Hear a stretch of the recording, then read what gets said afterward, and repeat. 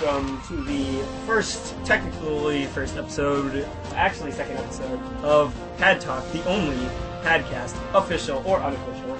Woo! I'm Alex Turland. And I am Anthony Romeo. And today we're going to be focusing mostly on noob stuff, so if you haven't played before, or you're just starting out, stuff that'll be really helpful. Got some good insight. If you listen, you'll definitely learn some stuff and get on your way to progressing. Oh yeah. So, but not only do we have that, but we also have the news. We have some team building tips for some late game teams, and then we're going to have a few fun segments near the end. So first off, we're going to start with the news. The only real news this week. So, new dungeon coming out. They've been revamping all the weekday dungeons, including the Keeper of Gold dungeon, the Twinlet dungeon, and the Trifoot dungeon. Oh yeah. So, as you can expect, they have released a new mask dungeon. Oh yeah, the last one. And it's going to be a hell of a dungeon. The first turn 1 of this mask dungeon. Oh, you it's for lowest level masks. Seems easy, right? Not bad, except for the fact that you get a 99 turn skill bind. Instantly, right off the bat. Skill binds. That means the leader skills and active skills are not used. You still get the HP and they can still attack, but... You get the leader bonus, but you do not get any active. You do get the leader skill. Okay. Yes. See, but you do not get the active skills. Alright, so that's... So no Echidna rollbacks, no Lucifer nukes, no gravities. Right. However, you can probably make a team with the skill bind yes, block. That is... I did watch one video. The one video that I saw that did defeat the dungeon, they had a skill bind, and they never got bound, because it does bind multiple times throughout the dungeon, and they didn't get bound, and so they beat it. And should you be able to complete this task, the final floor consists of a blue and a green mask. Yes. The blue mask, should it drop, has the ability Force, which is the Viper Orochi skill. Yes, the Viper Orochi skill. And if you're thinking, oh, well, I don't have a Viper Orochi, I can just use the mask on my team and use that leader skill to delay a lot. Well, you know what? Wah. It's a 99 cost monster, so you're not going to do that. If you're already at the point where you can afford a 99 cost monster on your team, you don't need a Viper Orochi. Or maybe you do, but I mean, I don't know. The mask probably has really low health anyways. I didn't look at its exact stats. Yeah, it also has like negative recovery.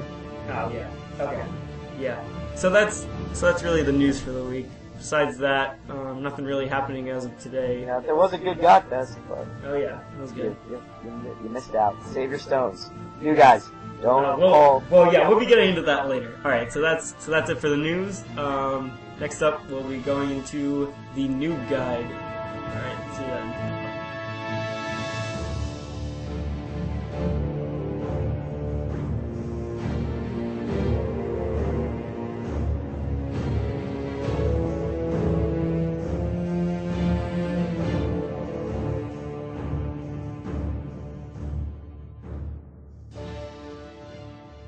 Hey guys, it's Alex, just letting you know that this week's music is brought to you by Warcraft 3.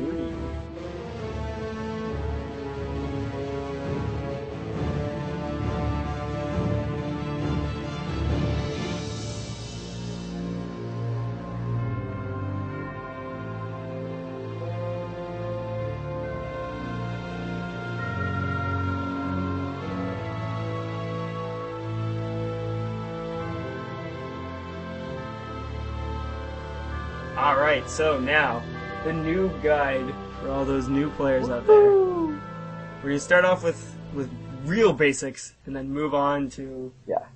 So, like, if you guys are just starting out, one of the first things you're going to be prompted to ask is, what starter do you want? Yeah. And this may seem like a simple Pokemon-related choice, where, it's like, oh, I always choose the blue one, so, I'm going to choose the blue one. Don't do that. I mean, I think blue is probably literally the worst choice. Yes, probably the worst choice.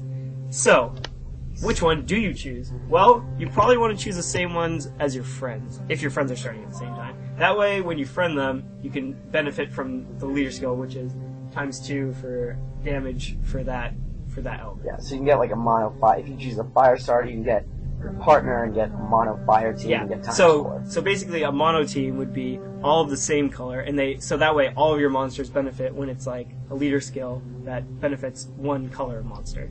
So now, if you don't have any friends that play currently, you can get them involved. But if you're making the first decision, my best recommendation would either be the Fire Starter or the Grass Starter. Now, the reason for the Fire Starter is later in the game there's a dungeon that is you're limited by the cost of your monsters. It is called Tengu, and Draggy also. Both of these dungeons are grass dungeons, so you get double damage if you have the fire. And the Fire Starter, if you don't Ultimate Evo him, or even if you have him Ultimate Evo, un-Ultimate Evo him, you can use them as leads to complete the dungeons and farm them pretty effectively. Right. I know I farmed both with all the subs are farmable. You get some Gigas, you get some Echidnas, and it's pretty easy. Right. And I mean, I just like foddered off my fire guy a while ago. Yeah. But it doesn't really matter. The other one, the reason why you might choose the green one, is later on in the game in some technical dungeons, which I guess aren't really as beneficial to you. They are a little bit for progression, but you really don't get any monsters out of them. You get a stone. You get a stone, yeah. Is a dungeon called Windy Woods. Yeah, and those woods are windy. Essentially, the challenge of this technical dungeon, I actually think it's called a challenge mode dungeon, is you cannot use any monsters other than green monsters. The main attribute has to be green, yet no green orbs drop. And what's tricky is you want to get some orb changers, you want to get some nukes, and when you are doing damage, you want to do as much damage as you can. If you're unlucky with pulling monsters or you don't have any good grass leads, you can default back to the grass starter. Yeah, and it pretty much doesn't even matter. Like, you could get rid of those guys probably in the middle of playing, like probably after like 50 or so minutes. End of the day. It literally doesn't even matter. Alright, so that's the starting. So after you choose that, you go through the tutorials. And we're not going to talk about like how to actually move orbs because it tells you in the tutorial. But so at the end of the tutorial, you get to pull the rare egg machine, and basically you'll usually get shit. Like, it's just going to be awful. And what you want to do is when you get something bad, which you will, you just delete your account, start again. Yeah. Keep going till you get something good. So if you've already invested a lot of time in the game, then it really doesn't make sense for you to keep on doing this because you're going to lose tons and hours of progress. But if you've just started the game, you're really not losing that much. So if you want to have a good... It's like 7 minutes. Yeah. 7 minutes tops.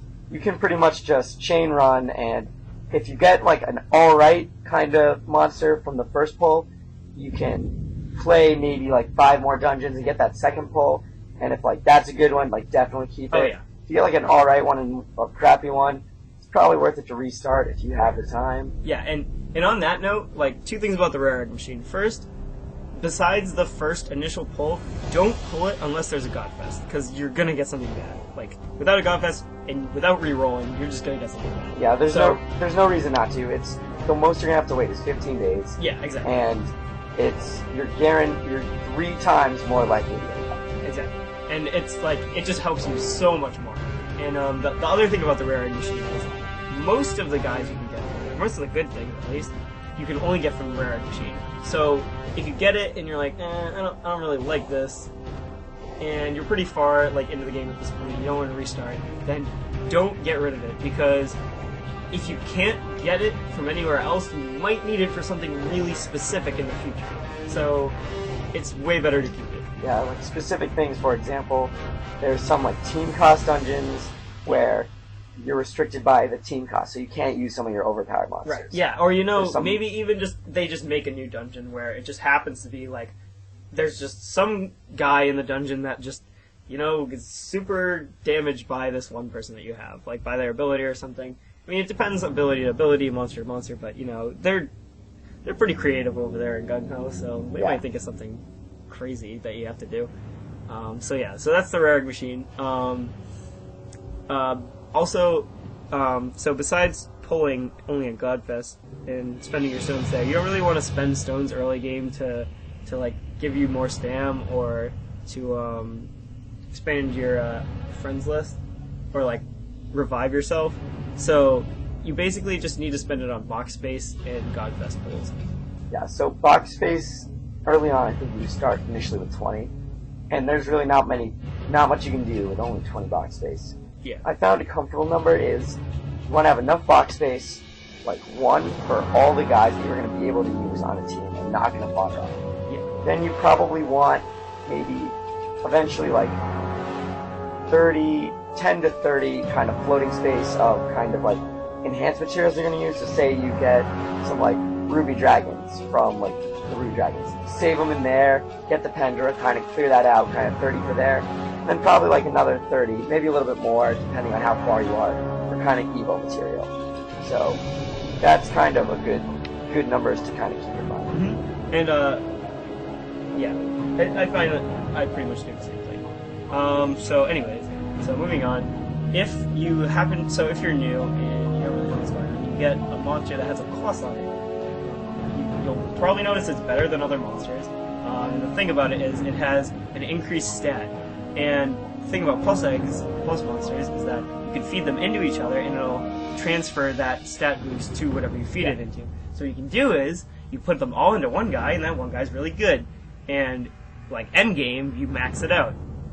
And so like maxed out is like over 1,000 HP, right? Or is it 1,000 HP? So the max number it's plus 99 for each stat, but that 99 is, I think, each 10 HP. Yeah, 10 HP 5 for attack, each thing. Yeah, and 3 recovery. Maybe the attack and recovery swaps. 5 recovery, 3 attack. maybe. Anyhow, one thing you shouldn't do, which I will admit that I made this rookie mistake.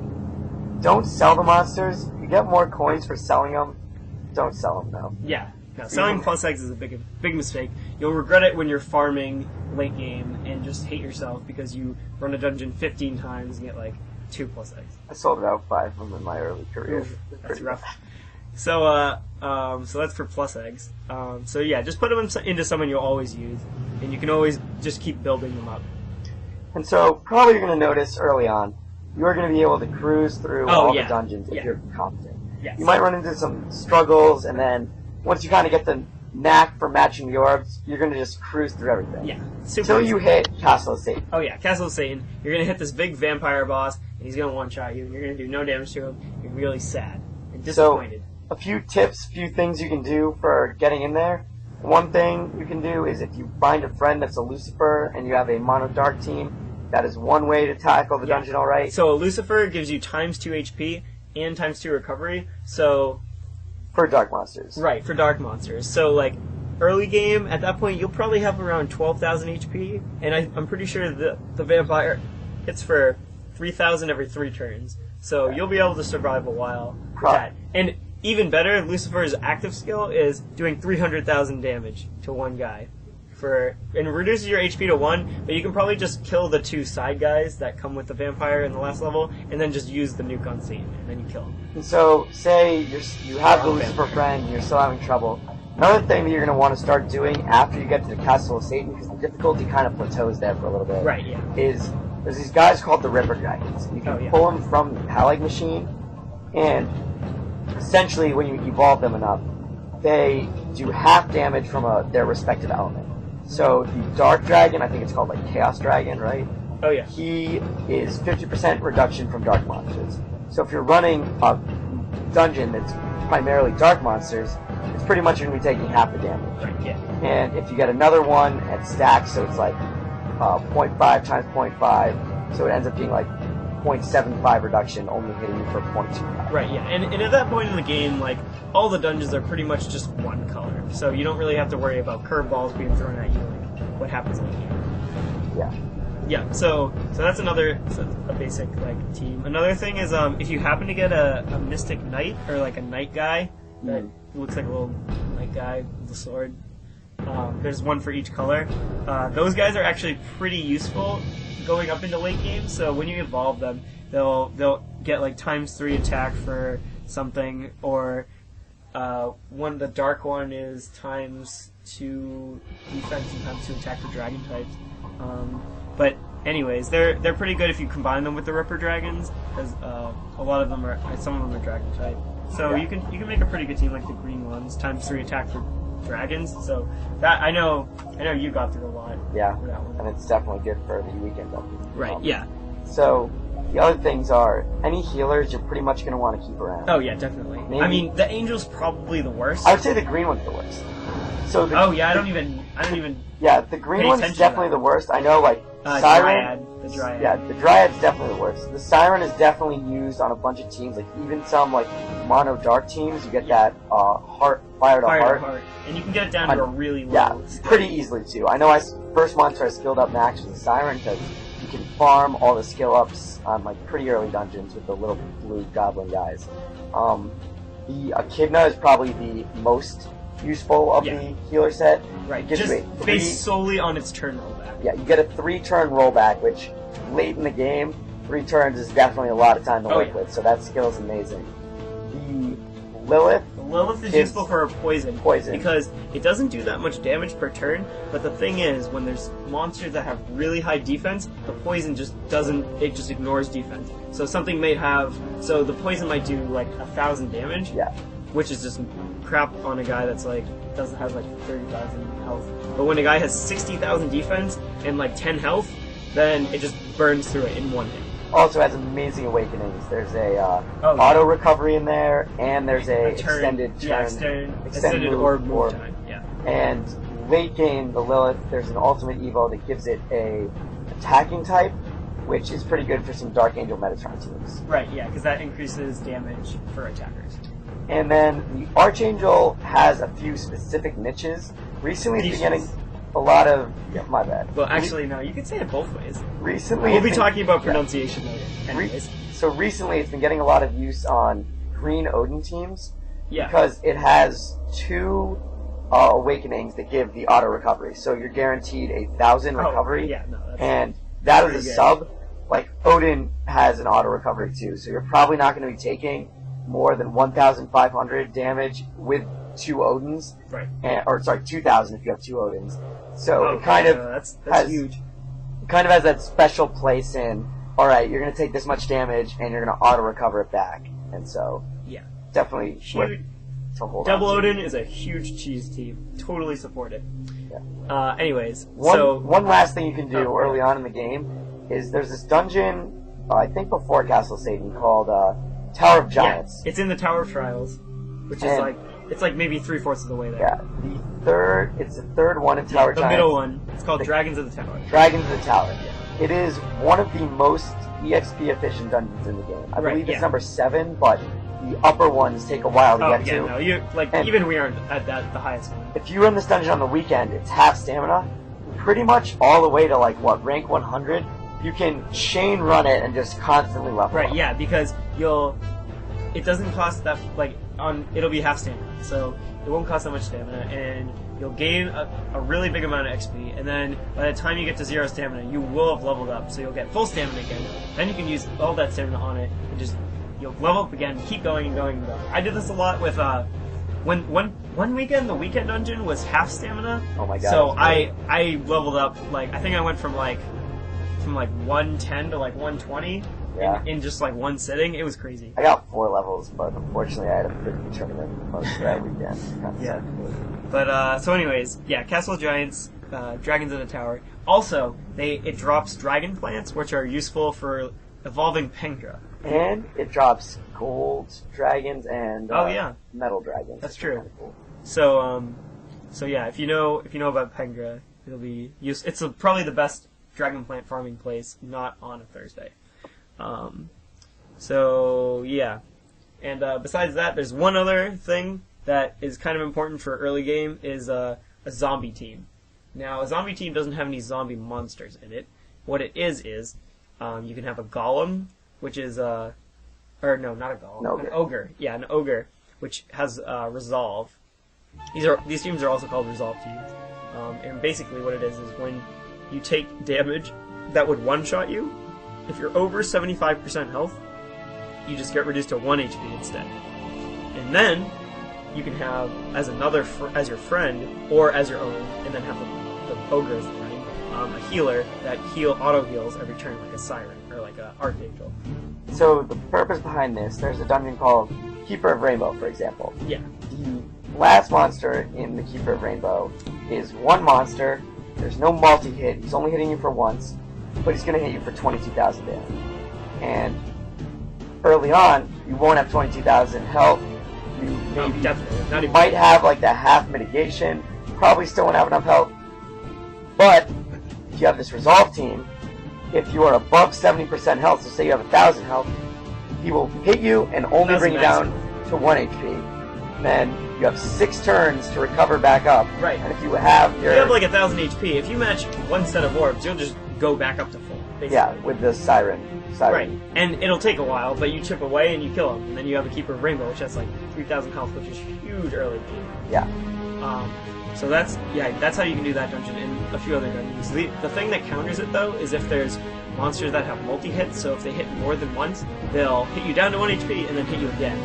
And then multiple monsters on the floor. Oh, is yeah. pretty much the same as well. Yeah, that can do the same thing, too. So those are that's our noob guide for noob stuff. There might be a few other things in there. I'm sure there are guides online that you can look at. I just felt this is like the most important stuff that you can have. So, yeah, we'll be, that's it for the noob segment.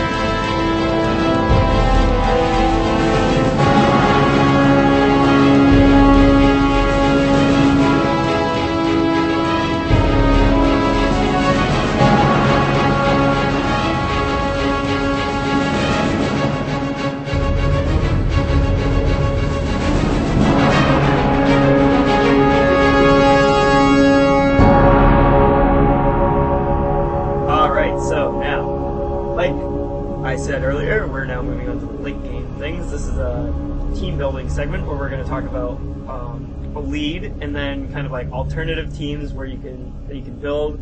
There's a lot of talk on the forums about this team. We're going to be talking about. We'll probably end up doing a team a week. And this week, the first one is Kirin team. Kirin, actually. Kirin team. Yeah, Kirin of the Sacred Gleam, Sakia. It's a Chinese god from the Chinese god series. And that's 4 orbs, specifically light, wood, water, and fire. We've been getting we got some flack on the first episode. Not grass, from wood. I got you. From calling wood element grass, the green element grass. Anyways, also calling Kirin is Kirin. a very subtle difference, but like I said, we'll be talking about pronunciation. So, now, anyways, why do you want this monster so badly? Well, because, as Turlin was saying, when you match fire, wood, light, and water orbs in one matching segment, you get a 5 times multiplier. Right. If you pair this with a second Kirin, you get a 25 times multiplier. Yeah, and that's going to one-shot most things. Yeah. Maybe not like some bosses. But It's one of the higher multipliers in the game. right, yeah. Only rivaled by Anubis. Anubis has like pretty much lucky. I don't know if you can. We match don't even 10. talk about Anubis. That's like times 10 if you get 10 combo. You literally can't do that with skill. And then you can get like unless you have a perfect board. And then Ra is matching all 5 colors. Yes, so all 5 colors. Everything with Kirin, and then Not including hearts, yeah. also dark orbs. The And thing that's about that, 36 times. it's just 6 not. for each. You're not going to get a board all the time with those colors. Right. Now you can. Commonly referred to as being orb troll. So yeah, orb trolling is if you're running a Kirin team and you have a board with no fire orbs. Oh yeah. It's kind of like I could make a grown man suck. cry. It's rough. The trials and tribulations of a Kirin team. So what are some people you want on your Kirin team? Well, as we were just saying, if you're getting orb trolled and you don't have orbs in the board, maybe you can change orbs you do have to colors that you need. Right. So the Heartbreakers are phenomenal for Kirin teams. Right. And Kirin teams. That's So the Heartbreakers include Valkyrie, Red Giant Gigas, Berserker, Cuchulainn, and the Vampire. Green Lancer. Yeah, you wouldn't really want Vampire because you don't need Dark Orbs. That Right. doesn't ever really help you, but those four... But if you had a Vampire and a Verche, you could convert the Dark Orbs that you were just converted. It's a little bit of a stretch, but you know, sometimes the Puzzle and Dragons teams, you gotta work with what you got. Anyways, So Heartbreakers are just very important for this kind of team. the reason these are great is because you can get them skilled up all the way down to a 5-turn cooldown. And so say you have no Light Orbs, but you have a Valk and you have 4 hearts on the board. You have now just gone from not being able to match and get that times 25 to being able to get that 25, which is awesome. Yeah, definitely helpful. Another great sub to have are gravity users are definitely good. So like Now, Kirin has a mini gravity of herself of like 25%, 20%. I know Zeus is used on a few Kirin teams, 35. and he's light, so And he's light, so it does a lot of extra damage when you're running stuff that has dark monsters or against dark monsters. yeah, so getting that Kirin boost, you can get like almost all Light Orbs enhanced with like Zeus and Valk and Kirin, and then some other gravity. Terra UR is extremely useful. Terra IS. Terra IS. I'm sorry. Yeah. Terra IS IS is the water dark one. and 30% gravity. has pretty good stats. Gets that gravity. Not terrible to skill up. Yep, once she you get fits there. in as a water and as a dark. I mean, you don't need a dark, but it just kind of helps to like to throw your dark orbs at when you're stalling or whatever. And then another good monster to kind of change orbs, not necessarily a Heartbreaker, is Verche. Oh yeah, Who Verche. changes Verche's dark orbs. Verche. Verche. Now the reason he's good specifically, He's the is light mystic knight. if you're changing grass orbs to fire orbs, it's not going to help you because then you're not going to have any grass orbs. Right. But he specifically changes dark orbs to light orbs. Right, and you don't need dark orbs. So that'll help you. Any other monsters that change dark to a specific color will benefit you. All right. So those are basically the kind of general Kirin teams that we see. There have been a few new ones popping up, especially because of the ultimate evolution. One Kirin. other really common sub is Echidna is an extremely common sub. Oh yeah, that too. Just because of the turn rollback. It's just huge late game. If you don't know that, then I don't know how you got to late game. But anyways, so one of the new teams that's really been propping up lately with its focus is just huge burst is a Kirin physical team. Now, how this works is so the ultimate evo of Kirin is it gains a physical subtype, and what you can do with that is you can have a King Bubbly on your team, which for 2 turns or 1 turn times. One turn is times 3 for physical damage. So that's times 75. Yeah. Pretty big numbers. Times 75 is pretty enormous. And the physical team ends up working out not too badly because I believe Hercules is physical type. Oh yeah, Hercules correct? is physical. He's a grass monster. You got you could have a Viper Orochi. Viper Rochi's physical. Red Giant Gigas is a Heartbreaker. Oh yeah, and physical. Yeah. Physical. Then so you have light with the Kirin, obviously. You get the water with the King Bubbly that you're going to use. You get Hercules for the grass, and you get Red Giant Gigas for the red. And you pretty much in there, you can throw an Echidna in there too, maybe, if you want the turn roll back. But essentially, you get a Heartbreaker in there if you bring the Red Giant Gigas. Hercules kind of has a Lucifer-esque nuke in there, so that's not terrible to have. And then you get the King Bubbly is the one that's going to give you the times 3 damage. So the you huge get him boost. in the blue. So that's the physical team, and another team that's kind of like a little abstract is a Kirin healer team. Yeah. So the Kirin healer team is Kirin obviously isn't a healer type. However, there's a lot of healing monsters that kind of work on Kirin teams. So you can get a shiny for the times 3 for King healers. Shiny. King Shiny. You can then toss a Echidna, who's pretty common on most teams, which gets you the red subtype. A Siren, which gets you heart orbs, is like for stalling and like healing, isn't necessarily terrible to have.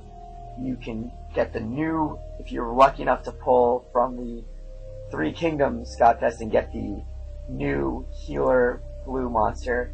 It also gives you a multiplier of times 2 for 2 turns and a turn rollback, which gets you the blue subtype.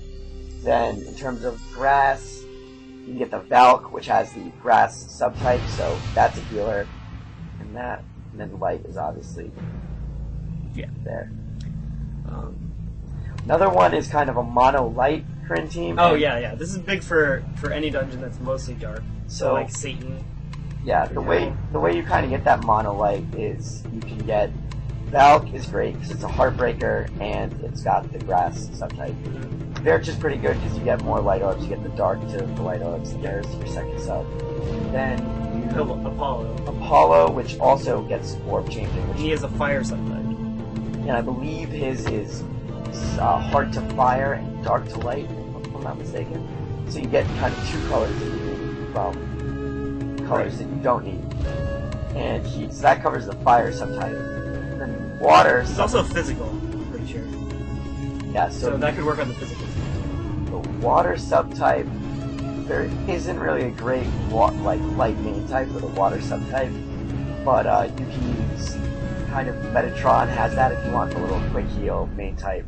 I have a lot of awakenings with Metatron, or you can use you can use Hair IS and get that gravity, and Hair has really good stats, and yeah, it's not going to be light, but still pretty good. Oh yeah, so if you really need the water subtype with the light main, you can go with an Izanami, which you can get from the Izanagi Descends, or Izanami Descends, I don't know, or draws from either or both. Yeah. Whatever, yeah. Then another variant of a Kirin team you can use is kind of a mono god Kirin team. If you have a Kirin, lucky and you pull that, and then it's Izanagi. Is that ×3 for god type for one turn? Yeah. Or no. Might be. Yeah, so I believe his name is Izanagi. He's of the Japanese 2 series. He's the light monster from there. And he essentially, running a god team with him, you get Kirin, you can get Zeus, you can get him, and then you can pretty much... Yeah, it's Izanagi, yeah. And then maybe Hera IS is a god, gets you that blue subtype you need. Like Kushinade, even if you wanted to, like this green gets you that green type. You can really work with whatever gods you have. If you have that god spike. So.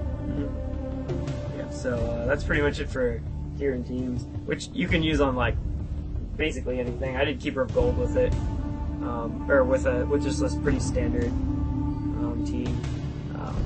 Yeah, Satan is probably that was the first dungeon I ran with my Kirin, and it was just like it was so easy. Ridiculously easy. Yeah. She's really good. If you're lucky enough to get her in the REM, then you're pretty much set for the rest of the game. So that's the team building segment. Moving on.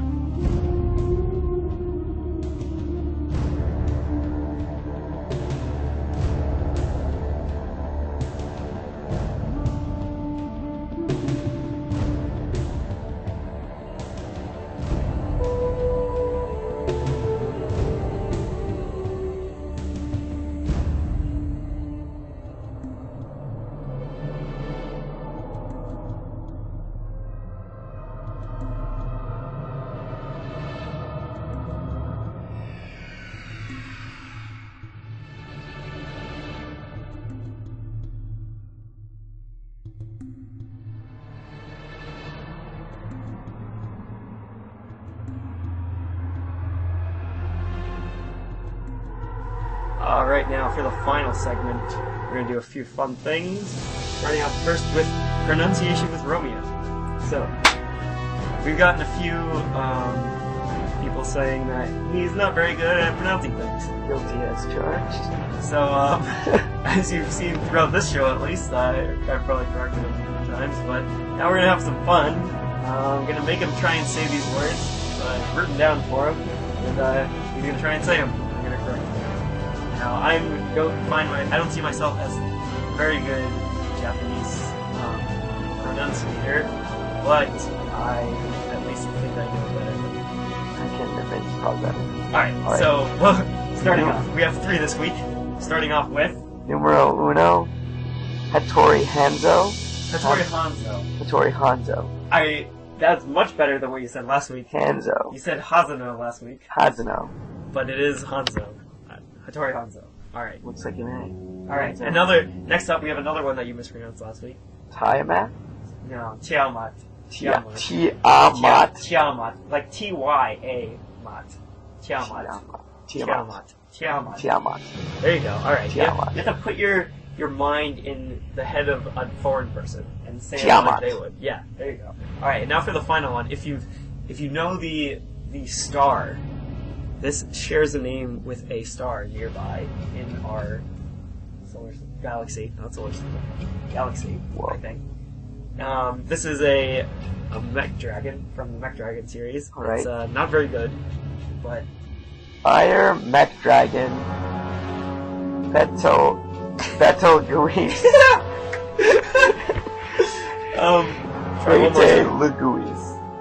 There's a movie that is pronounced this way, and it's gonna blow your mind. Betelgeuse. Not even close. No. Beat. Beetle. Use. No. Think of a movie that starts with Beetle. Beetlejuice. There you go. That's exactly how you say it. Beetlejuice. Fire Mech Dragon Beetlejuice. That's how you pronounce that. Note for those who don't have the word in front of you. It's Betelgeuse. Yes. Beetlejuice. Again, that's Betelgeuse. Beetlejuice.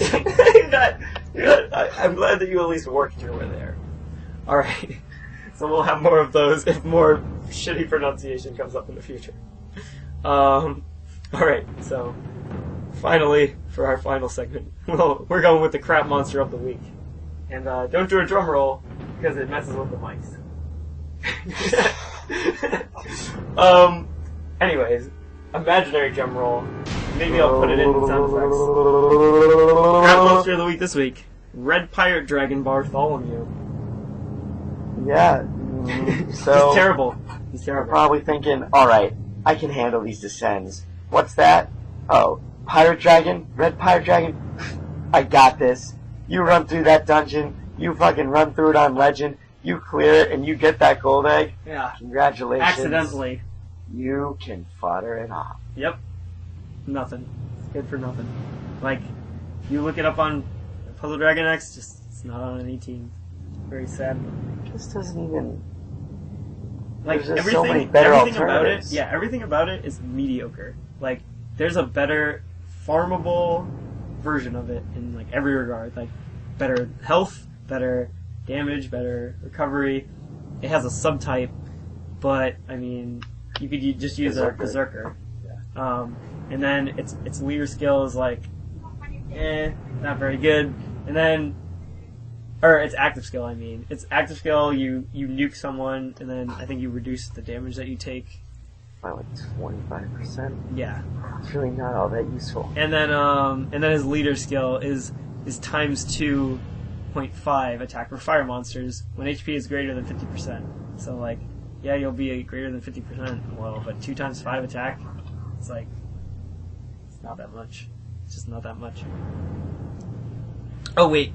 Alright, so now looking at the Puzzle Dragon X page, he is on one recommended team, and that is the technical dungeon that only allows you to use fire monsters, but no fire orbs drop. And there are lots of other monsters on this team that have a subtype of other elements, and I'm sure there are many more that can replace him, so he's definitely not necessary on that team. So that's definitely, yeah. The first comment on Puzzle Dragon X is, no desire besides collection to get this card. So if you're a collector, you can get it. Oh, another thing, it's Awakenings. 1 skill boost, 1 fire enhancement. Very good. So that's the show this week. Hope you enjoyed. We added a new donate button, or link, donate link, so I couldn't get the button to work. Anyways, you can donate to us so that we can buy better mics and maybe have cooler stuff on the show. Buy some stones, maybe? Maybe if there's some Godfest and you guys want to donate right then, maybe we'll do get some deeds, pull the Godfest. Yep. definitely try and get some better mics. Oh yeah. Definitely. Because right now this is not good podcasting equipment, but we're working with what we got. So Which isn't very much. yeah, it's not very much. So thanks for listening this week. Tuned in next week. Yeah. Patton. Yeah, feel free to friend us. Oh yeah, that's it. I got some